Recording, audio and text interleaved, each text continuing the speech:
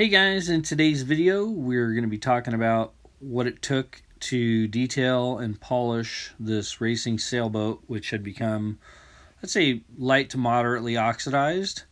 You can see here in the white section at the bow end it's very dull and faded as opposed to the midway point back. It's very glossy, shiny, and reflective.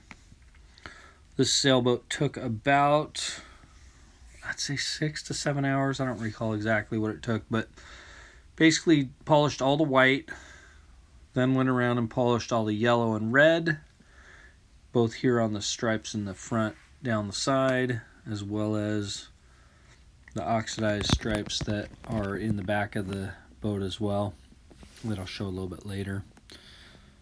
For this detail, I used the Shine Master 550W mini rotary polisher. Right here I'm showing the red where it's oxidized still there at the top, and then over to the left there I've already polished that section. Right there's a little bit of damage. I don't know, it's like clear coated or something that's failing right there. It's kind of weird because typically this is going to be all gel coat or fiberglass that's got that color, but I think this boat was actually painted and is oxidizing through the paint based on that little clear coat or whatever that damage right there is. Anyway, back to the process used to buff this all out. As I mentioned, I used the Shine Master 550W mini rotary polisher.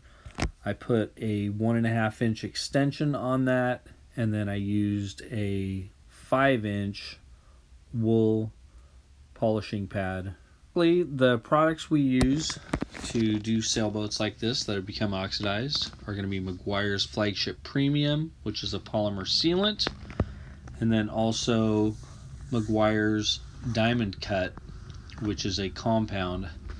And basically we've come up with a method of mixing those two products that in most cases, for most fiberglass that's in, I'd say, good to fair condition, which means light to moderate oxidation, that product and a combination of it will produce the results that you saw on this sailboat here.